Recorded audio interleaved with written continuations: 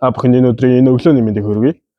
Намайг Жохлон төгс гэдэг. Би шинжлэх ухаан, технологийн их сургуулийн 2 дугаар дамжаанд уул уурхай ашиглалтын технологиор суралцдаг. Би үндсэндээ говьд хөдөөний малчин айлын хүүхэд болж төрж өссөн. Одоо ч гэсэн энэ харьяалал, энэ эцэг их, энэ ёс зуршил, ёс заншил, энэ нүүдэлчин ард түмэн, энэ малчин гих соёлд одоо ч гэсэн хамтдаа өдөр тутам амралт бүрдээ энэ зүйлтэй хамт байдаг. Би яг юу ярих гээд байна гэвэл өнөөдрийн бодит нөхцөлд, өнөөдрийн бодит малчид, өнөөдрийн бодит хүнсний аюулгүй байдал, махногоо эдгээр зүйлсд аюул учирлж байгаа бодит зүйлийг ярих гэж байна. Яг юу вэ гэвэл сүлжилт, хотжилт, экологийн тогтворгүй байдал. Яагаад? Маш олон асуудлууд байж болно.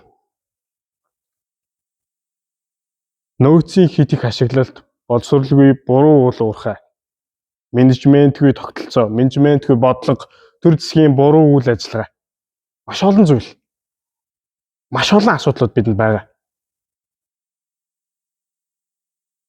Дэлхий биднийг ерөнхийдөө хүсэхгүй байна гэж хэлж болно.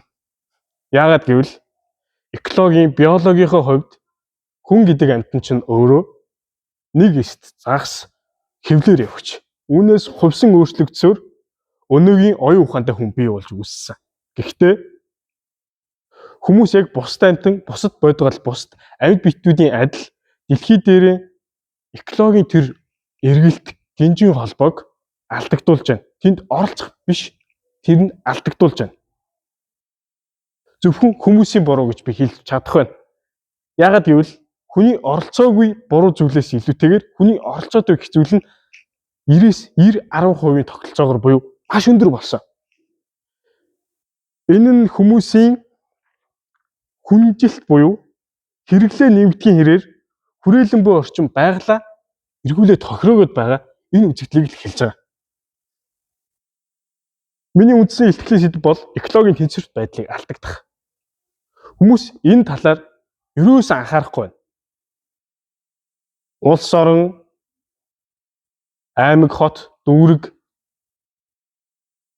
ардчлал, социализм, эдийн засаг, газар зүй энэ бүх зүйл дээр л анхаарч байна. Яагаад?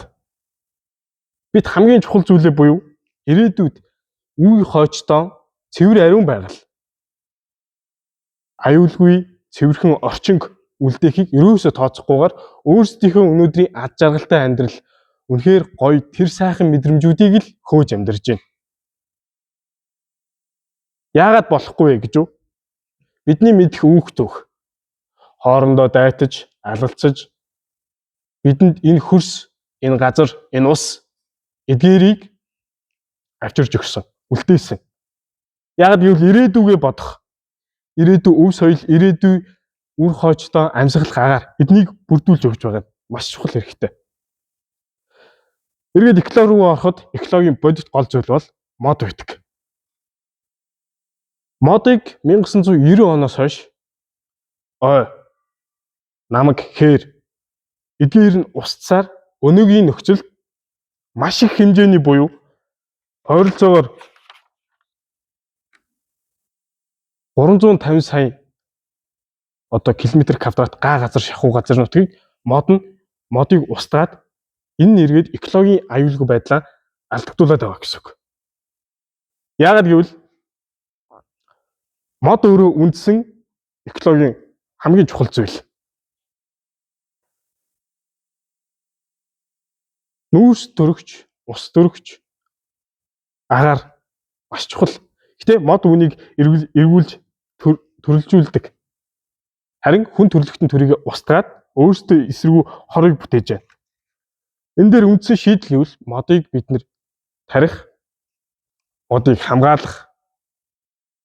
Хамгийн чухал зүйл энэ дээр би юу хэлэх гэж гарч ирсэн бэ гэвэл бид нэр өнөөдөр модыг тарих, зөв менежмент, сүлжилтөөс хамгаалах, эколог байгалаа хамгаалах хамгийн чухал зүйл бол модыгоо хамгаалъя, модоо тарья.